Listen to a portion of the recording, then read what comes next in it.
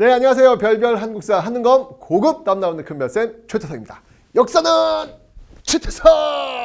으아! 네, 저의 에너지파를 받고 계시죠? 좋습니다. 여러분, 제가 건강하게 사는 법을 한번 알려드릴게요. 행복하게 사는 법을 하나 알려드릴게요. 그 중에 하나는 뭐냐면 바로 박수를 치시는 거예요. 자, 여러분들 지금부터 5초간 아주 힘껏 세게 한번 쳐보는 거 시작!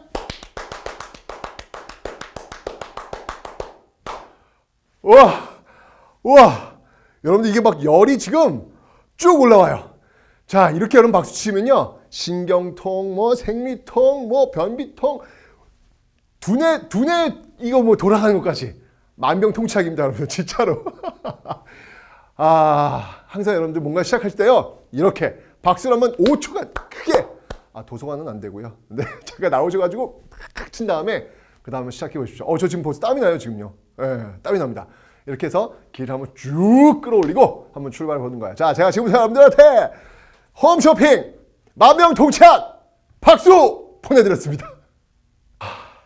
자, 좀 가쁜 숨을 몰아쉬고, 자, 이제 개항기 경제를 한번 보도록 하겠습니다. 여러분, 이제 개항기 경제는요, 세 덩어리로 나누시면 돼요. 맨 처음에는 물자를 이렇게 교육하는 어떤 그런 과정, 그러다가 두 번째 단계는 이권을 빼앗기는 과정, 세 번째는 아예 경제 정책을 빼앗기는 과정. 이러면서 식민지로 들어가는 그런 모습이 나올 겁니다. 그래서 세 덩어리가 어떻게 구분되어지는지 봐두시고, 그러면 그렇게 우리가 많은 것들을 빼앗기는 과정 속에서 우리는 그럼 어떻게 저항했는지, 또 그 저항에 또 운동이 있습니다. 그걸 경제적 구국운동이라고 하거든요. 여러분, 우리 전 시간에 애국개봉운동하고 의병투쟁 배웠죠? 그거 말고 오늘 또 경제적 구국운동까지 여러분들이 배우시면 되는 겁니다. 됐죠? 자, 그럼 지금부터 출발해 보도록 하겠습니다.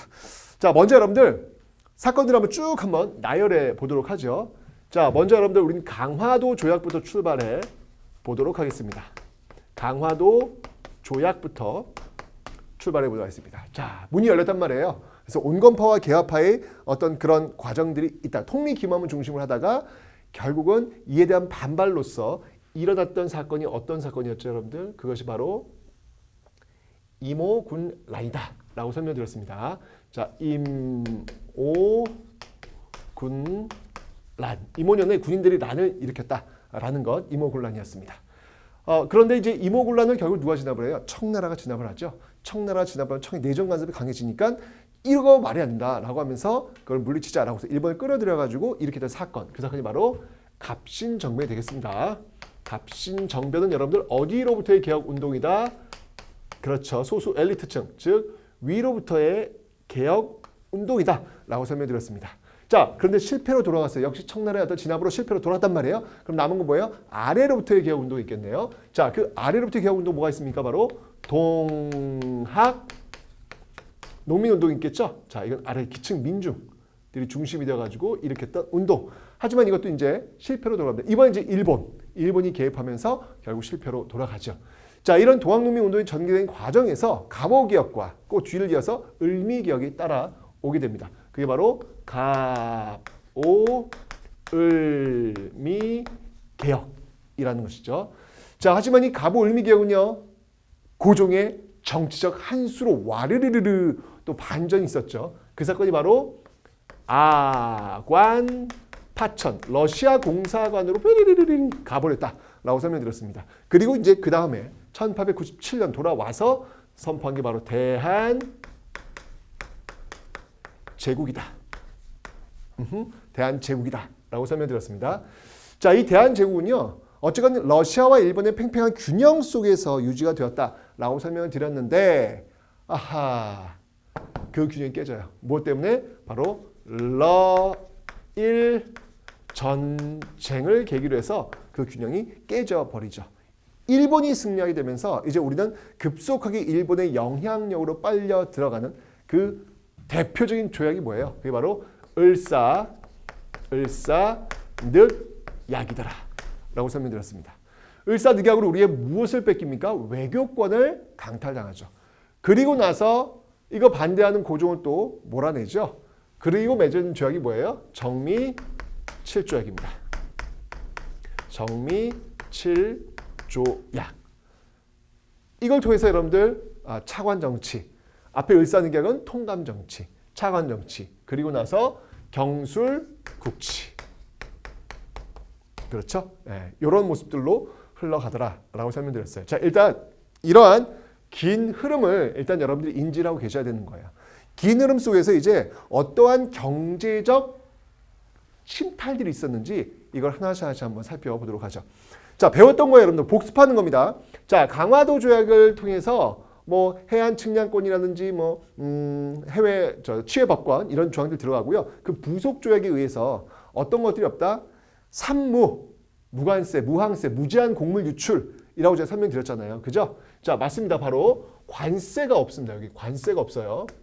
관세가 없습니다. 그리고 또 하나 최혜국 대우 규정도 없다. 최혜국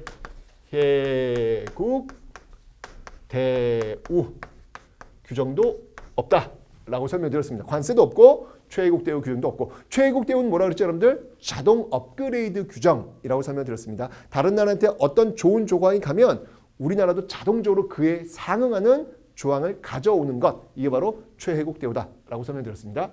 그리고 이 강화도 조약에서는 여러분들 무제한 곡물의 유출도 있었고요. 또 뭐가 있었죠? 내지무역, 그죠? 그 안에서만 간행 이정에 의해서 간행 이정이 설정되면서 이 안에서 시행되는 내지무역, 내지무역이 시행되고 있었다라고 설명드렸습니다. 그리고 무제한 곡물의 유출도 있었습니다.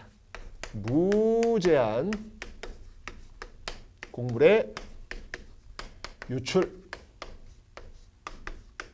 자, 이런 것들이 부속 조항에서 보여지고 있는 내용들이다 라고 제가 설명드렸던 것이죠. 자, 배웠던 내용들이 여러분들 어려운 게 아닙니다. 다 배웠던 것들이에요. 참 강화도 조약으로 관세 조항도 없고 진짜 이렇게 그 안에서만, 그리고 무제한 곡물이 유출되는 이런 모습들 펼쳐지고 있단 말이죠. 자, 그런데 시간이 흘러가면서 이런 조항들이 이제 변화가 온단 말이에요. 그 변화가 오는데 큰 역할을 했던 책자가 하나 있습니다.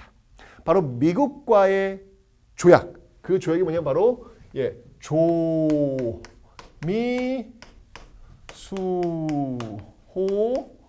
통상조약이라는 거예요. 최초입니다, 여러분들. 최초로 외국과 맺은 조약이에요. 서양과 맺은 조약. 물론 이제 최초 조약은 이제 강화도 조약, 일본과 맺은 조약이지만 서양과 맺은 조약으로서는 이 조미수호 통상조약이 최초인데, 이 조미수호 통상조약을 체결하는 데 있어가지고 영향을 미쳤던 책이 뭐예요? 그 책이 바로 조선책략이다라고 설명드렸잖아요. 그 책이 바로 여기에 영향을 미쳤던 책이 바로 조선책략이다라고 제가 설명드렸습니다. 황준션의 조선책략. 자, 황준션의 이 조선책략은 수신사 김홍집이 가지고 들어왔습니다. 여기의 핵심은 뭐냐면 바로 러시아를 막기 위해서는 무엇을 해야 한다? 그렇죠. 바로 연미해야 된다. 미국과 연결해야 된다라고 주장이 바로 이 조선책의 핵심이었잖아요. 이게 막 반발하면서 막 영남 만인서 올라오고 난리 났었잖아요. 저번에 배웠습니다, 여러분들. 결국은 어쨌건 간에 이 방책에 의해서 조미수호 통상조약을 체결하게 되는 거예요. 자, 이 조미수호 통상조약의 내용을 살펴보면요. 우선 거중조정이라는 내용이 들어가 있습니다. 여기에 거중조정이라는 내용이 들어가 있어요. 이게 뭐냐면 만약에 우리가 다른 나라랑 문제가 발생했을 때 미국이 개입해가지고 그것을 조정해 주겠다, 도와주겠다라고 하는 내용이 바로 이 거중조정에 들어가 있는 거예요. 근데 여러분들 늘 얘기하지만 힘이 있을 때 친구가 되는 것이지, 힘이 없으면, 나라와 나라 사이 힘이 없으면 절대로 친구가 되어주지 않습니다. 이때쯤만 해도 미국은 우리를 통해 가지고 뭔가 좀 얻을 게 있을 거야 라고 판단해가지고 우리 친구 돼줄게 라고 했겠죠. 하지만 저 뒤쪽으로 가면 갈수록 우리가 힘이 없음을 깨닫고 일본과 손을 잡고 우리가 일본의 식민지가 되는 데 있어서 눈 감아주는 역할을 하는 게 또 미국입니다. 고종은요, 나중에 이제 이 거중조정, 을사늑약 체결 과정에서 이 거중조정 조항으로 미국의 도움을 요청하지만 매몰차게 거절당하죠. 이게 바로 국력. 힘이 없으면 외교라고 하는 것, 영원한 친구도 영원한 적도 존재하지 않는다라고 하는 어떤 그 명제를 또 한 번 보여주게 되는 그런 조항이 될 것입니다. 자, 거중조정 내용이 있고요. 그 다음에 이제 어떤 내용이냐면 이제 중요한 내용이 있어요. 뭐냐면 바로 관세 조항이 이때 가서 비로소 들어온다는 거예요. 자, 이거 여러분들 1번과 체결할 때는요. 1번과 체결할 때 관세 조항이 없었죠. 그죠? 그런데 이제 이 미국하고의 과정에서 관세 조항이 드디어 들어옵니다. 자, 굉장히 중요한 포인트예요, 여러분들. 그러니까 이 조미소 통상 조항이 이제 82년도에 이제 체결이 되거든요, 여러분들. 이게 82년도에 체결이 되는데 이게 지금 여러분 광화도 조약은 76년도잖아요. 그죠? 76년도하고 요 82년 요 사이에는 관세가 없었다고요. 그죠? 그런데 이제부터 조미소 통상 조약을 기점으로 해서 관세가 생기는 모습을 여러분 기억하시면 돼요. 또 하나 있어요, 여러분들. 이 최혜국 대우 조항 없다고 그랬죠? 최혜국 대우 조항도 이때 들어옵니다. 조미소 통상 조약을 체결할 때 이때 최혜국 대우 조항도 들어오더라. 이건 뭘 의미하는 거냐면 어떤 나라한테 줬으니까 다른 나라도 이제부터 주기 시작했다는 것을 의미하시면 되는 거예요. 그 이후부터는 다 이런 것들이 들어간다라고 보시면 되는 것이죠. 자, 요 거중조정, 관세 조항, 최혜국 대우 조항 이러한 것들이 지금 조미소 통상 조약에 들어가고 있다라는 거 굉장히 중요한 것이죠. 결국 이 조미소 통상 조약을 체결하고 나서 그에 대한 답방 형식으로 여러분들 갔다 온 게 뭔지 아세요? 그게 뭐냐면 바로 보빙사. 네, 보빙사가 파견됩니다. 자, 이것도 이제 중요한 포인트가 뭐냐면 이 보빙사는 여러분들 조미소 통상조약 전에 간 게 아니고요. 조미소 통상조약을 체결하고 나서 그에 대한 답방 형식으로 미국에 간 거예요. 아시죠? 이때 그때 그 사파가 있어요. 사파가 있는데 이제 우리 사절단이 갔으니까 거기 미국 대통령 만났을 거 아니야. 지금 뭐 오바마건 뭐 트럼프건 만났을 거 아니야. 만났으면 이제 그 미국 사람들은 일단 기본적으로 만나면은 악수를 할 거 아니에요. 악수를 하는데 우리는 왕을 만나면 어떻게 해야 돼? 넙죽 엎드려 절을 해야 되잖아요. 그죠? 예, 넙죽 엎드려 절을 하는 장면이 딱 그 당시 신문에 미국 신문에 딱 사파 처리되어 가지고 놀라는 장면, 놀라는 장면, 이 장면이 딱 이렇게 신문에 나갔던 그런 모습도 있습니다. 이때 여러분들 이 보빙사로 가가지고 제일 놀랐던 게 뭐냐면요. 가장 놀랐던 게 뭐냐면 바로 속도. 이때 보빙사로 파견됐던 사절단이 가장 놀랐던 게 바로 속도예요, 속도. 한 번도 경험해보지 못한 속도를 느끼게 됩니다. 이때 기차를 타거든요. 기차를 타는데 그렇죠. 그렇게 빠른 속도로 달려본 적이 없는 거예요. 말 타는 거 정도? 그보다 훨씬 더 빠른 그 기차의 속도를 느끼면서 이건 신세계였죠. 게다가 또 하나 놀랐던 게 뭐냐면 바로 엘리베이터 탔을 때 딱 근데 갑자기 뭉 올라가면서 올라가는 거예요. 이것이 무엇이냐? 그때 그 기록들을 보면은 아주 뭐 재밌습니다. 그런 기록들이 많이 있습니다. 그때 미국에서 돌아와가지고 쓴 유명한 책이 있어요. 그런 어떤 신세계의 경험을 쓴 책이 뭐냐면 바로 육일준의 서유견문이라는 서쪽 유럽, 미국 갔다 이제 유럽까지 한번 돌면서 오는 그런 책이거든요. 그게 바로 육일준의 이 보빙사와 관련된 또 책이 뭐냐면 바로 육일준의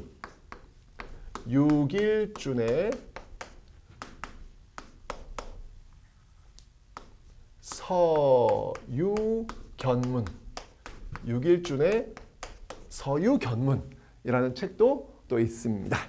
그러니까 여러분들 근대의 특징은 뭐냐면요, 속도예요, 빠름이에요. 이전까지는 우리가 경험하지 못했던 그 근대의 속도, 그 빨리빨리 움직이는 어떤 그런 모습들, 그건 우리는 일상생활이 돼 있잖아요, 그죠? 그러니까 이게 과연 행복한 건지, 편리는 하지만 과연 행복한 건지, 그것도 한번 좀 생각을 해봐야 돼요. 그죠? 네. 어쨌건, 자, 바로 이런 모습들 기억해 놓으시면 되겠습니다. 자, 그러고 나서 조미소 통상조약 체결하고 나서 이제 미국과 이제 체결하고 나서 이제 또 있었던 사건이 바로 이모군란. 빵 터진 거예요. 이모군란의 결과 체결된 조약이 뭐였죠? 그게 바로 조청상민수륙무역장정이라는 겁니다. 그죠? 조청상민수륙무역장정. 아이고 길기도 해라. 그죠?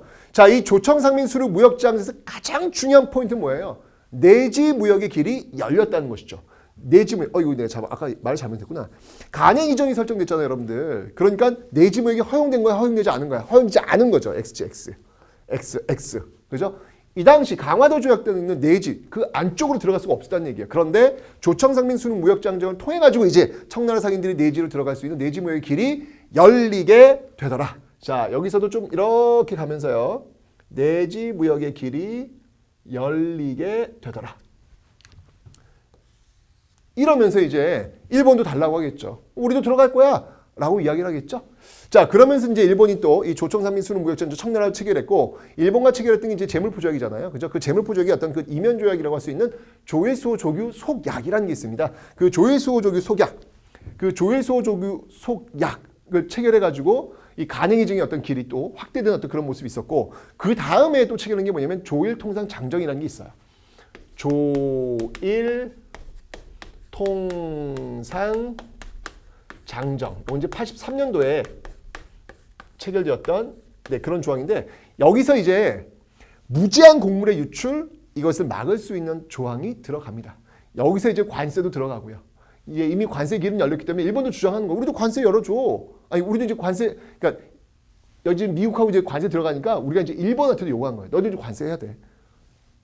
저는 없었잖아요. 이때부터 관세 들어와요. 그건 이제 썼으니까 넘어가고, 무제한 곡물의 유출. 자, 이것을 막을 수 있는 방안, 그런 법령이 하나 여기에 마련이 되죠. 그게 뭐냐면 바로 방공령. 방공령. 자, 곡물이 유출되는 것을 막을 방자예요. 막을 수 있는 어떤 그런 법령이 이때 마련되고 있더라라고 하는 그런 변화를 여러분들 읽어내시면 되겠습니다. 특히 여러분들 여기서 이제 시험에 잘 나온 게 뭐냐면요. 요 강화도 조약과, 즉 1876년과 1882년의 요 사이, 요 사이 시기에 볼 수 있는 모습으로 옳은 것은 이런 문제가 많이 나와요. 이 사이에는 여러분들 관세가 있어요, 없어요?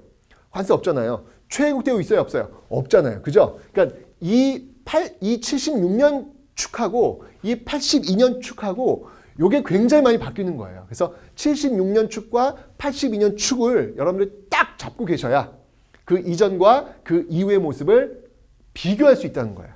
그 시대 모습으로 옳은 것은, 그 시대 볼 수 있는 모습으로 옳은 것은, 이런 문제가 굉장히 잘 나오는데, 그 축은 뭐냐면 바로 76년 축과 82년 축이라는 거. 경제에서는 이게 제일 시험에 잘 나오는 포인트이기도 합니다. 아시죠, 여러분들? 예, 그 변화 꼭 기억해 놓으시면 되겠습니다. 자, 이렇게 해서 여러분들 이 시기는 어쨌거나 우리와 어떤 통상 수교를 하려는 어떤 그런 모습들 보여지고 있는 것이죠. 예, 계속해서 수교하는 어떤 그런 모습들이 있는데, 이제 시간이 흘러가서요. 시간이 흘러가서 쭉 가가지고 가보올림이 개혁 이후에 바로 이 아관파천, 이 대한제국, 이 시기가 되면 굉장히 이제 복잡한 일들이 막 벌어지게 되는 것이죠. 특히 이 아관파천 시기에 여러분들 열강의 이권 침탈, 으짜, 이게 왜 여기 왔냐?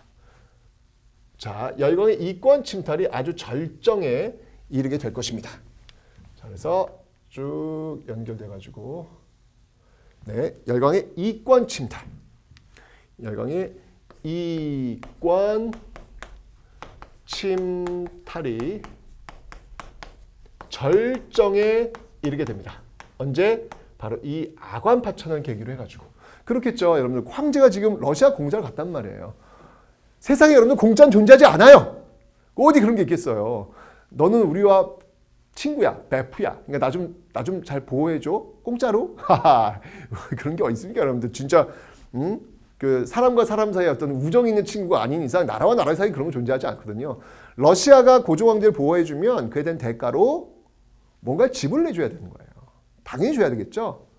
많이 줍니다. 자, 그런데 이렇게 많이 주는 데 있어가지고 큰 영향을 미친 사건이 무엇이냐? 그게 바로 저기 있는 최애국 대우라는 거예요. 이 최애국 대우 조항이 조미소 통상조약을 계기로 해서 다른 나라들도 다 지금 연결되죠. 이게 영향을 미치는 거예요. 영향을 미쳐가지고 러시아한테 뭘 주니까 다른 나라도 자동으로 막 주는 거죠. 그죠? 자, 한번 볼게요. 먼저 러시아. 자, 과연 러시아는 어디에 관심이 있을까요? 러시아는 일단 이 나무 베어가는 거 굉장히 관심 많습니다. 예, 산림체벌권.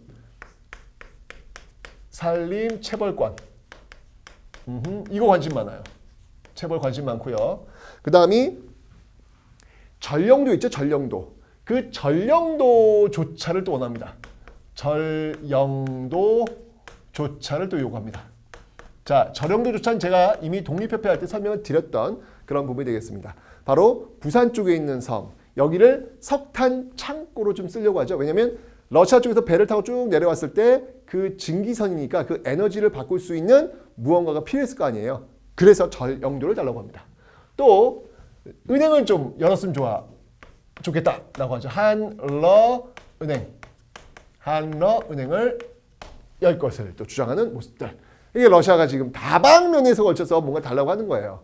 이러니까 다른 나라도 또 줘야 되겠죠. 미국 볼까요? 자, 먼저 미국을 한번 볼게요. 미국은요. 그래 그럼 우리도 줘. 조미소 통상 조약 체결했으니까 러시아한테 주는 순간 자동으로 최후국대우 조항이 연결되는 것이죠. 미국 같은 경우에는요. 이 사람들을 뭘 좋아했냐면 왜 그저 미국 사람들 왜 그 골디러시라는 거 있죠. 골디러시. 이거 노란색 이거 뭘 좋아해요? 금 좋아하잖아요. 금 좋아하잖아요. 지금도 미국 사람들 금 좋아해요. 그죠? 여기도 딱 눈독 들이는 게 뭐냐면 우리나라 금광. 금광이 아주 눈독을 들이는 거예요. 그래서 운산 금광. 이거 달라고 해요. 그래서 여러분들 이때 그 서부 개발하면서 여러분들 이 금광채굴하는 기계가 굉장히 많이 발달하거든요. 미국에서는요.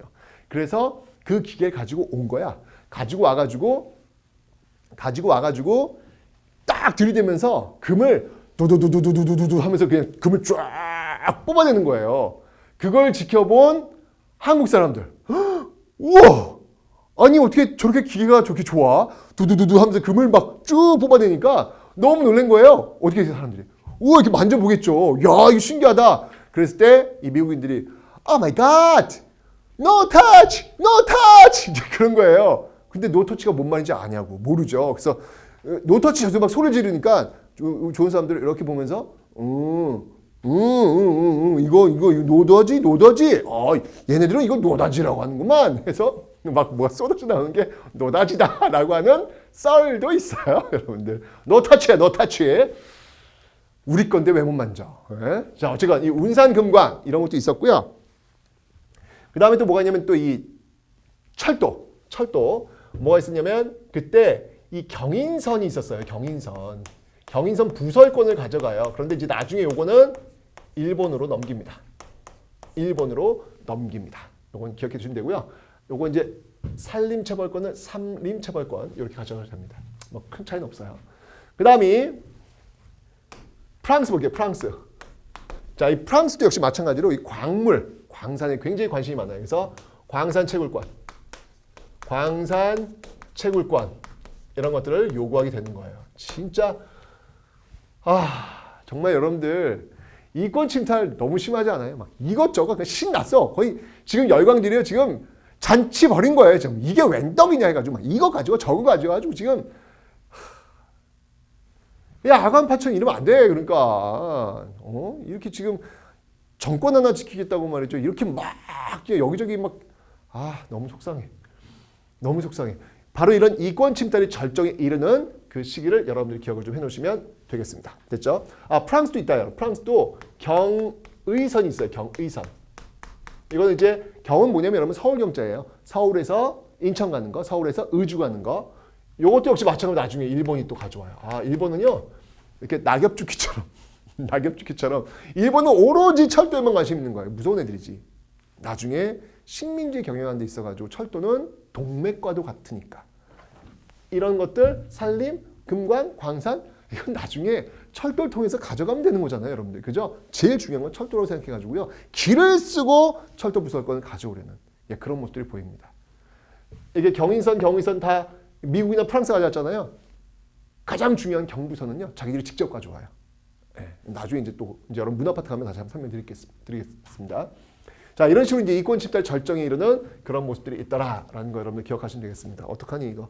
자, 이렇게 해서 막 넘어가고 있는 상황인데요. 이 러일 전쟁이 전개되는 과정에서 여러분들 이제요 일본은요 이게 일본이 이제 승리를 거두게 되잖아요. 그 승리를 잡는 과정 속에서 이제 저렇게 어떤 무언가 물질적인 걸 가져가는 또는 어떤 그 문을 여는 조약을 체결하는 그런 것들이 아니라 직접 멀리 보면서 식민지를 운영할 수 있는 경제적 토대를 구축하려고 합니다. 자, 그래서 이제 뭘 하냐면요. 대한시설 강령이라는 게 있어요. 대한시설 강령. 이 대한시설 강령은 여러분들 이주민들 있죠? 일본인들이 우리 한국에 정착할 수 있는 그런 어떤 방법 이런 것들을 요구하고 있는 모습들. 그들이 오면 여러분 뭘 줘야 돼요? 땅 줘야 되잖아요. 그 중에 하나가 뭐냐면 바로 황무지를 개간하겠다. 황무지 개간 요구. 그래서 이제 이렇게 대한시설 강령으로 해서 우리나라에 왔던 일본인들한테 땅 나눠주겠다. 이제 이런 어떤 모습들이 보이는 거죠. 본격적으로 이제 토지 약탈 들어가는 거예요. 앞에 강화도 쪽에서는 여러분들 물건을 이렇게 사고 파는, 그죠? 면을 팔고 우리나라에서 쌀을 가져가는 어떤 그런 모습이었잖아요. 그죠? 그런데 이제는 토지를 가져가는 그런 모습이 나타나고 있다는 얘기예요. 그리고 나서 을사늑약이 딱 체결되는 요 시점 1905년에 여러분 기억나세요? 러일 전쟁 때 체결되었던 조약이 있죠. 한일 의정서와 1차 한일 협약이 있습니다. 그죠? 1차 한일 협약이 있죠. 그 1차 한일 협약 때 여러분 어떤 정치가 전개되죠? 고문 정치가 전개되죠. 고문. 어떤 고문이 파견됩니까? 재정 고문에는 메가타, 외교 고문은 스티븐스. 그죠? 스티븐스 아주 장인은 전면 빵빵빵. 메가타가 여러분들 바로 이 1905년은 뭘 하냐면요. 화폐 정리 사업이라는 것을 단행합니다. 자, 화폐 정리 사업이라는 걸 단행을 해요. 이 화폐 정리 사업은 여러분들 바로 메가타에 의해서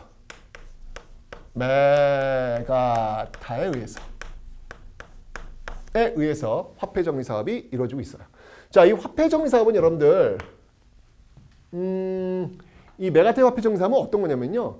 이제까지 사용됐던 화폐가 있습니다. 바로 백동화 있어요. 백동화. 이 백동화를 바로 제1은행권으로 바꾸는 거예요. 제1은행권.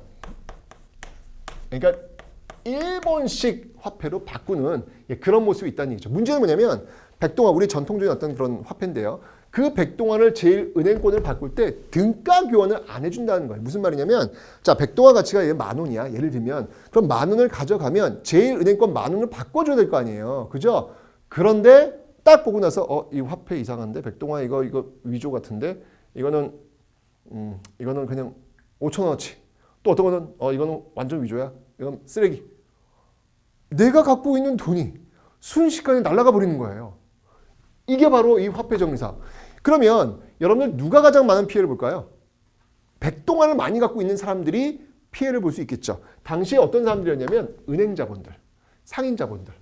은행이라든지 이 상인 자본들은요. 엄청난 타격을 입을 수밖에 없겠죠. 그죠? 은행과 상인 자본들은 타격을 입을 수밖에 없더라라고 하는 거. 그러면서 여러분들 바로 이 백동화를 만들었던 근대적 기구가 있습니다. 그 기구가 뭐냐면 바로 전환국이에요. 전환국. 이 전환국도 백동화와 함께 같이 사라지게 되는 것이고, 그리고 이때 여러분들 어떤 게 시행되냐면 금본위제라는 게 시행됩니다. 금본위제. 자, 우리 이거 배웠어요, 여러분들. 은본위제가 시행된 건 언제였죠, 여러분들? 은이 있는 만큼 돈을 찍어낸다라고 하는 건 언제부터였죠? 갑오개혁. 그죠? 1차 갑오개혁 때 은본위제가 시행된다 그랬잖아. 그죠? 여기서는 금이에요, 금. 꼭 기억해주세요. 1차 갑오개혁에서는 은본위제, 그리고 여기 메가타의 화폐정리 사업 과정 속에서는 금본위제가 시행되고 있더라라고 하는 거. 굉장히 시험이 잘 나오니까 반드시 여러분들 기억을 좀 해놓으시면 되겠습니다. 됐죠? 자, 이런 식으로 해가지고 화폐정리 사업이 정리되는데, 문제는 뭐냐면 이 화폐를 제1은행권으로 바꿔주려면 우리가 돈이 없으니까 일본에서 돈을 가져와야 될 거 아니에요. 그죠? 그래서 이 과정에서 여러분들 바로 차관 있죠? 그 차관 같은 것들을 일본에서부터 대량으로 또 많이 가져오는, 우리한테 많이 빚을 내도록 하는 것이죠.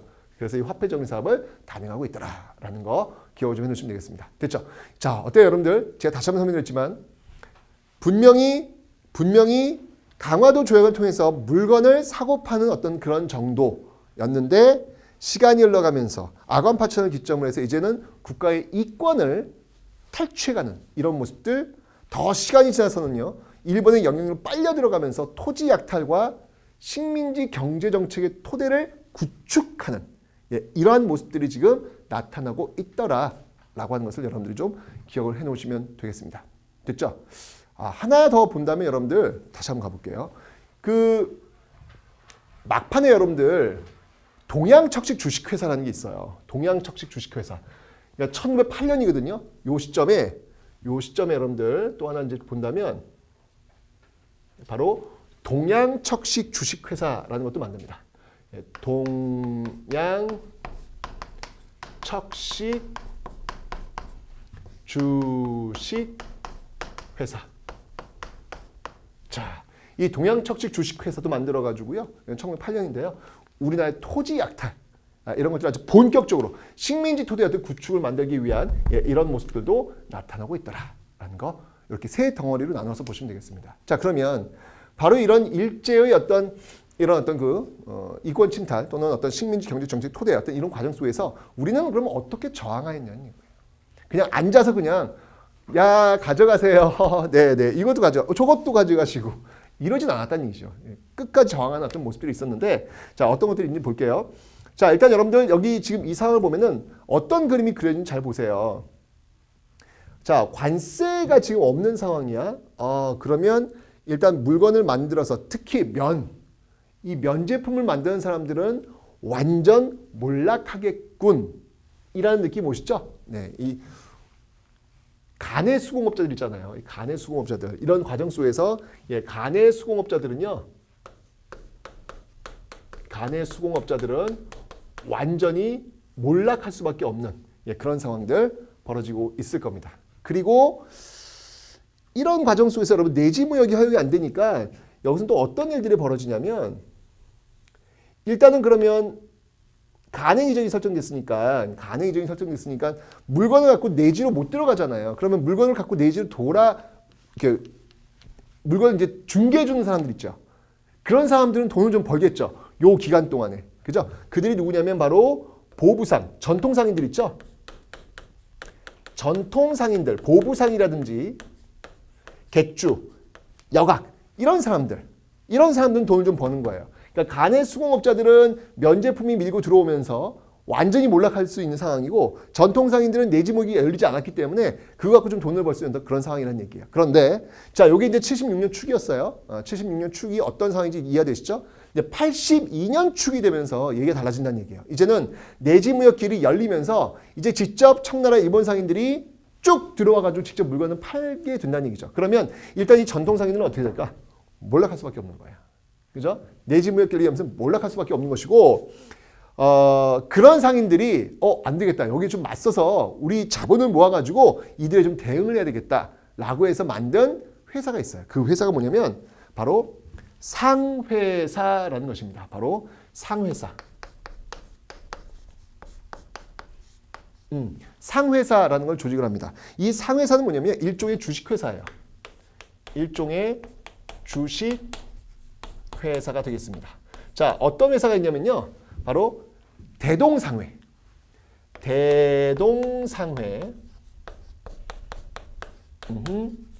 그리고 장통회사.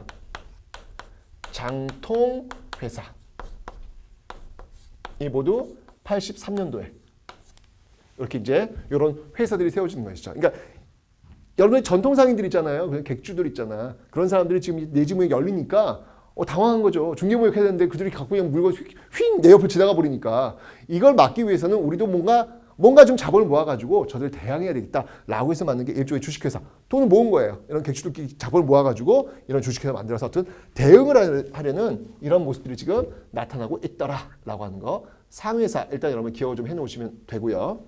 그 다음에 자 이어지는 어떤 모습들입니다. 또 뭐가 있냐면 지금 여러분들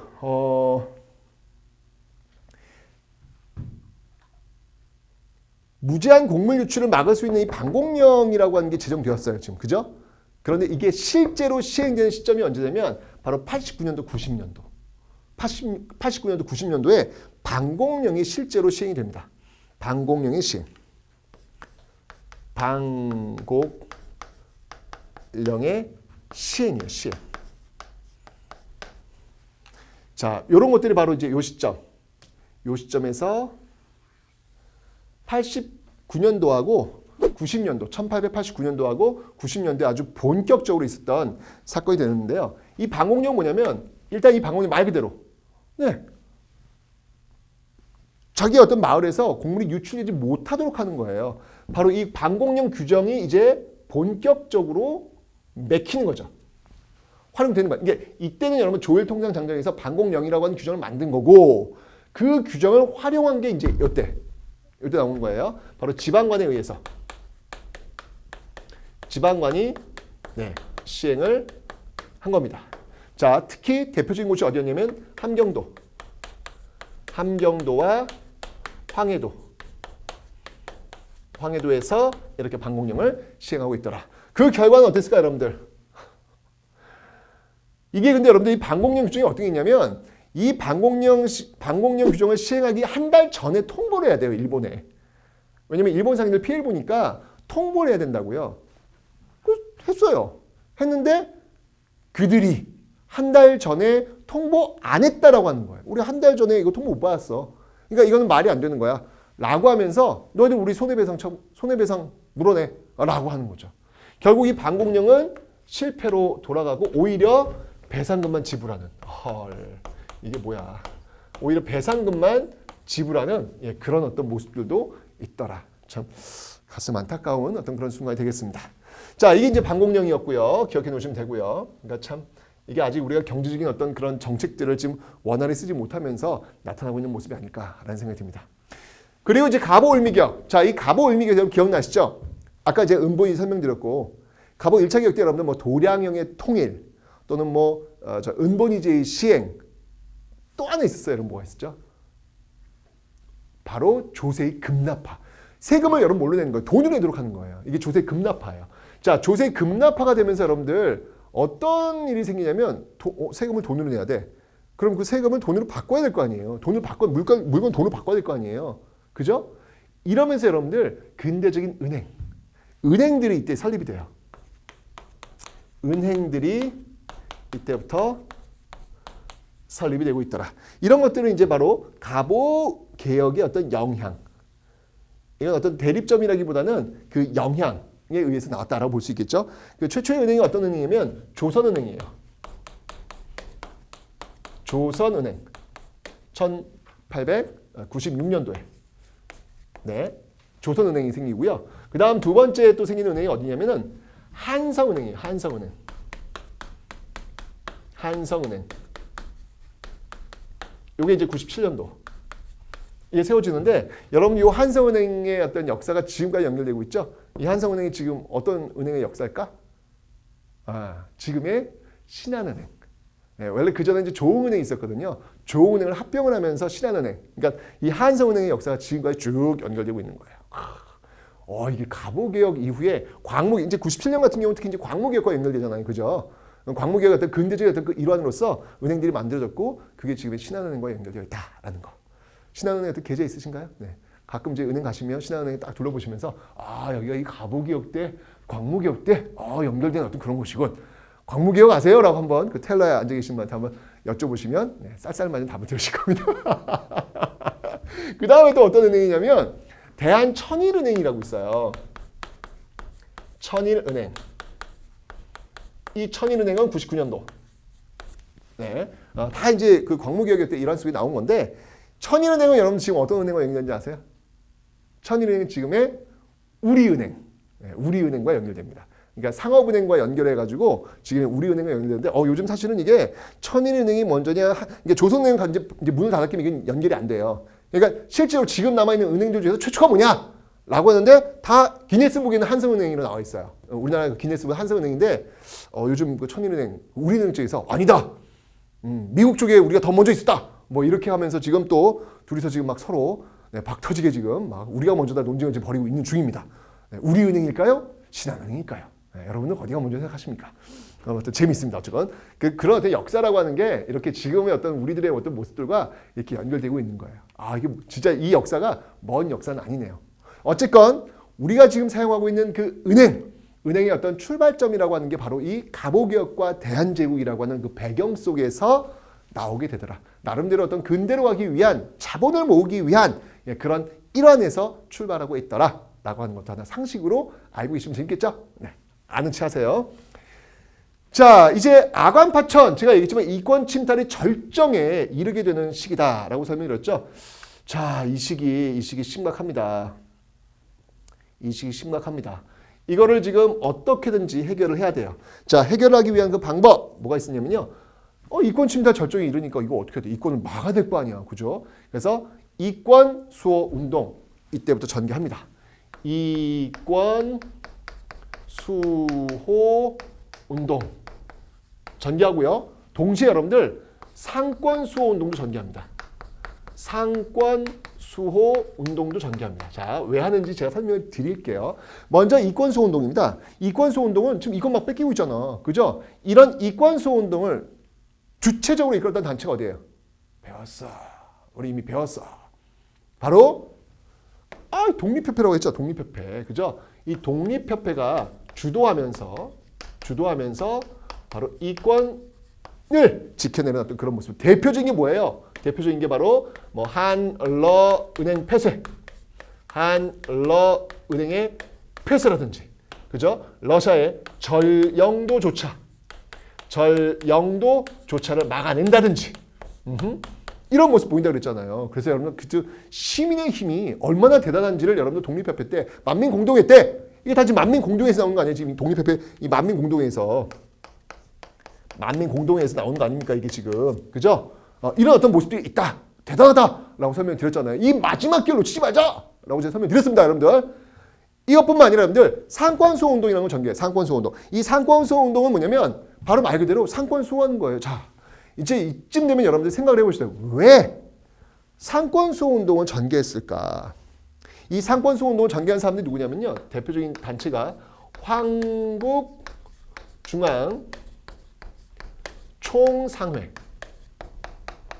한국중앙총상회 사람들이 주로 하는데요. 요거는 시전상인들이 중심이 됩니다. 시전상인들이 중심이 됩니다, 여러분들. 자, 시전상인이면 여러분들 종로에 있는 상인들이잖아. 그죠? 왜 이 사람들이 상권수호 운동을 전개했을까? 왜일까? 생각 떠올려 보셔야죠. 그렇지. 앞으로 한번 가볼까요, 여러분들? 맞아. 조청상민수릉무역장정. 임오군란 때 이 조청상민수릉무역장정이 체결이 되면서 청나라 상인들이 들어오기 시작했어. 그죠? 그러니까 여러분 이 조청상민수릉무역장정으로 이 내지무역이 강화되면서 청나라 상인들 들어왔고, 그리고 이후에 또 이제 일본 상인 들어오죠. 이걸 계기로 해서 또 어떤 일이 벌어지냐면 여러분들 청일 상인 간의 경쟁이 격화됩니다. 청일 상인 간에 이걸 또 계기로 해가지고 청나라와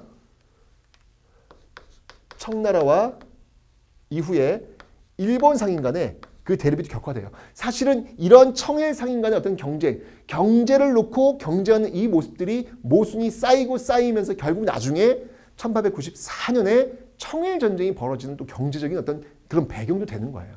그러니까 얼마나 82년 축이 중요하냐고요, 여러분들. 이 82년 축으로 굉장히 많은 게 변하고, 이 청나라 일본 상인들이 어디까지 들어오는 거예요? 내지무역 가능해지니까 계속 들어오는 거야. 들어와가지고 결국은 서울까지 들어와 버리는 거예요. 서울에 들어와가지고 바로 서울에서 물건을 팔고 있는 시전 상인들과 경쟁하게 되는 것이죠. 당연히 시전 상인들은 존폐의 위기를 느끼는 거예요.